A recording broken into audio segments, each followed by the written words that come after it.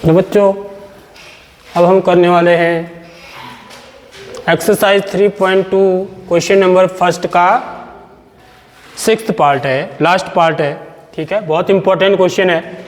निम्न रैखिक समीकरण युग्म को प्रतिस्थापन विधि से हल कीजिए। ठीक है, समीकरण क्या है देखिए, समीकरण है 3x/2 ऋण 5y/3 बराबर ऋण 2। और ये समीकरण मेरी फर्स्ट है। सेकंड समीकरण है x/3 धन y/2 बराबर 13/6। तो यहां पर आपको थोड़ा सा एक कठिन लग रहा होगा सवाल ना, क्यों लग रहा है? भिन्न में है इसलिए। तो इसमें भिन्न में है तो घबराने की कोई बात तो नहीं होती है। समझ लो एक चीज, आप चाहो तो हर को हटा भी सकते हो,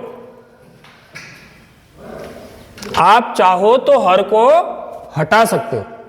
आप भिन्न से इसको भिन्न ही को खत्म ही कर सकते हो। कैसे कर सकते हैं? एक तो तरीका है कि आप इनका लॉसो लो, फिर उसके बाद उसको इधर ले जाओ। समझ रहे हो? एक दूसरा तरीका यह भी है कि इनका लॉसो लो। इनका लॉसो कितना है? 6 है। 6 से दोनों पक्षों को गुणा कर दो। समझ में आ रही बात? यहां भी देखिए, यहां भी 6 ही है। समझ में आ रही बात? तो मैं इसको चाहूं तो मैं हर को बिल्कुल एलिमिनेट कर सकता हूं। कैसे कर सकता हूं?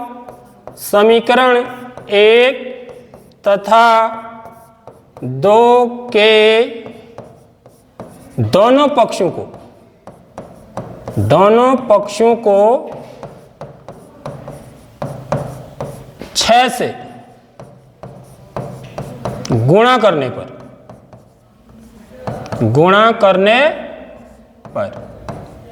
ठीक है बच्चों।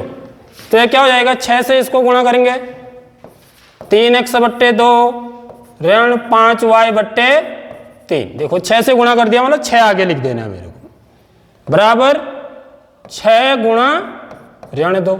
दोनों साइड करूंगा। ठीक है, इससे क्या हो जाएगा देखिए, ये 6 अंदर जाएगा। अब इसको थोड़ा सा रफ में करेंगे आप तो समझेंगे बात को। तो ये 2 नीचे है, 2 से 6 कट जाएगा ना। पहले मैं इसको गुणा करूंगा 3x/2 को। 6 को 6 गुणा 3x/2 ऐसे रफ में देख लो पहले, शुरू में समझने के लिए इस प्रकार के सवालों को। तो 2 एकम 2, 2 3 6, 3 3 9। तो ये 9x हो जाएगा, होगा नहीं होगा? ऐसे ही देखिए, अब इसको गुणा करेंगे तो ये क्या हो जाएगा? 5 6 गुणा 5। ठीक है, 6 गुणा 5/3। मेरे को अंकों से मतलब है अभी। ठीक है, ऋण चिन्ह तो ऋण लगेगा यहाँ पे। देखो 3 से 3 दूनी 6, तो 5 दूनी 10y बराबर ऋण 12। देख लो, हर गायब हो गया। समझ में आ रही नहीं आ रही बात? तो ये क्या होगी मेरी समीकरण 3। थोड़ा सा ऐसा काम करना पड़ेगा हमें। ठीक है, अब मैं इस वाले समीकरण को लूंगा 6 गुणा x/3 धन y/2 बराबर 13/6। इसको भी किससे गुणा करूंगा? 6 से। चाहो तो आगे लिखो, चाहे यहां लिख दो, एक ही बात है। तो 6 से गुणा करेंगे तो ये कितना आ जाएगा बच्चों? 3 का भाग 6 में जाएगा, क्योंकि यह अंश में है, हर में है। तो 2x, 2 का भाग 6 में 3 धन 3y। यहां से 6 से 6 कट गया एक बार, बराबर 13। यह समीकरण चौथी। अब मेरे को किसके साथ काम करना है? 3 और 4 के साथ। इसको भूल जाओ। समझ में आ गई नहीं आई बात? अब कठिन है सवाल तो आसान है। अब क्योंकि हर हट गया ना, अब थोड़े नंबर थोड़े बड़े हैं, ऐसा मान सकते हो आप। लेकिन इससे क्या फर्क पड़ेगा? ठीक, मुझे क्या करना है? यहां से समीकरण 3 से लूंगा मैं। समीकरण 3 से 9x बराबर क्या हो जाएगा बच्चों? 10y उधर जाएगा तो धन 10y हो जाएगा। 10y ऋण 12, 12 तो ऋण का ही है, तो यहां से x का मान कितना आ जाएगा 10y ऋण 12 बटे 9। अब हम क्या करेंगे, x के इस मान को, ठीक है, इस समीकरण में प्रतिस्थापित कर देंगे। ठीक,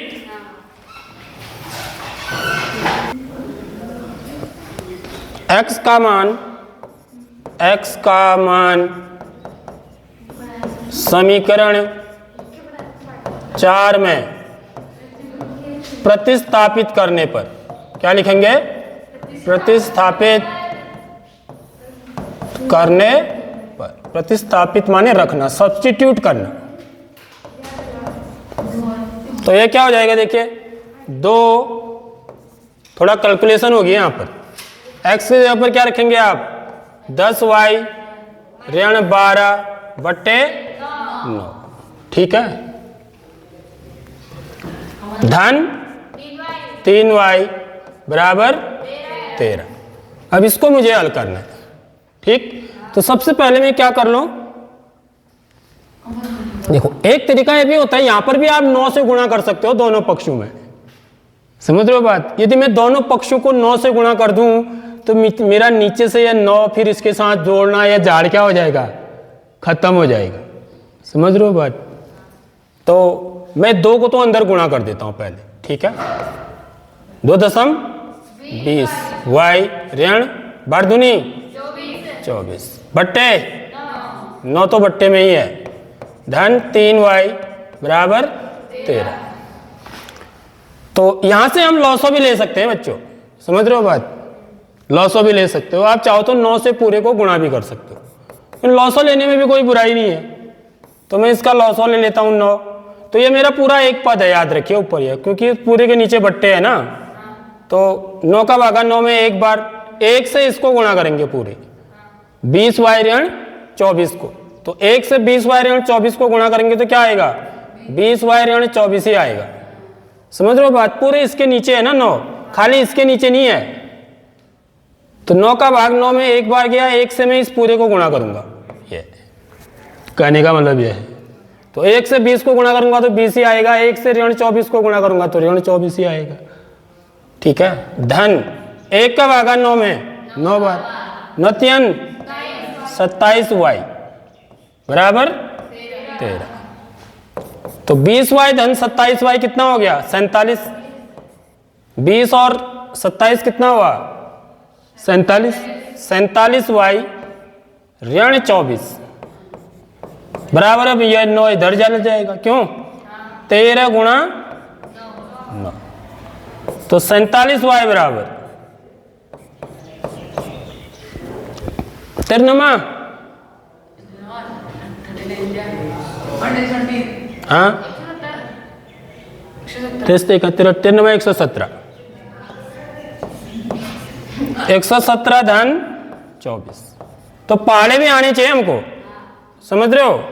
तो यहां से क्या आ जाएगा बच्चों 47y बराबर 7 4 11 का 1 हासिल 1, 2 1 का 3 और 1 4, 1 का 1 141।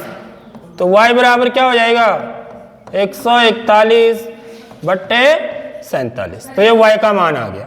अब देखो ये भाग भी जाता है, इसमें नहीं आप जाता है, जो आप चेक कर सकते हैं जाता है 3 बार। कितनी बार 3 बार चेक करते हैं। 47 को 3 से गुणा करो, 7 3 21 का 1 हासिल 2, 4 3 12 और 2 14। देखो 3 बार जा रहा है भाग, बिल्कुल सही बताया इसने।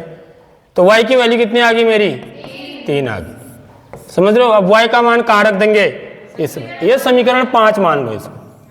तो y का मान यहाँ रखेंगे तो कितना आ जाएगा देखिए 10 3 30, 30 में से 12 कम करेंगे 30 ऋण 12 कितना हुआ 10 में से 2 गया 8, 28 28 बट्टे 9, समझ मारी बात। तो यहाँ पर y की वैल्यू यदि 3 है तो x का मान कितना आएगा 30 ऋण 12, 10 3 30 ऋण 12 बट्टे 9, 30 में से 12 कम किया तो कितना आया, सॉरी 18। तो 9 कम 9 9 दूनी 18 तो x बराबर 2 आ जाए, x बराबर 2 आएगा 3, ठीक, सॉरी, ठीक है, हाँ आई बात समझ में।